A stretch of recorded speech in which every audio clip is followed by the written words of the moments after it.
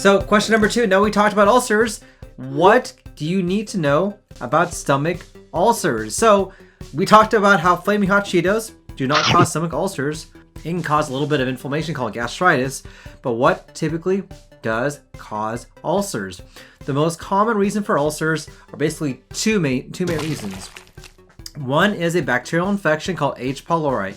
H. pylori is a bacterial infection inside the stomach that can cause irritation, inflammation, and can cause ulcers as well. In fact, this is one of the more common reasons to have an ulcer.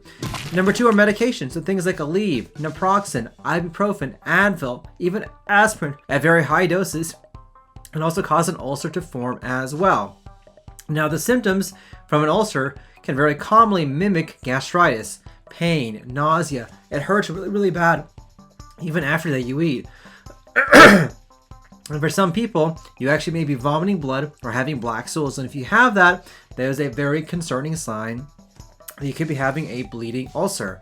So if you're worried that you may have an ulcer, what do? How do we diagnose it? The best way, in fact, the only way to really diagnose as an ulcer is to do what's called an upper endoscopy or an EGD. This is basically where we use a very small camera, take a look inside the upper GI tract and see exactly what's going on. This will allow us to literally see an ulcer and possibly treat it at that time. Imaging like a CAT scan or an X-ray will not allow you to see an ulcer in most cases. Blood tests as well will typically not allow you to see an ulcer. The best way for us to see an ulcer is to actually take a look with an upper endoscopy. And if we see an ulcer, we have to see if we can fix it. Sometimes at the time of the procedure, we can do some treatment to maybe heal up that ulcer.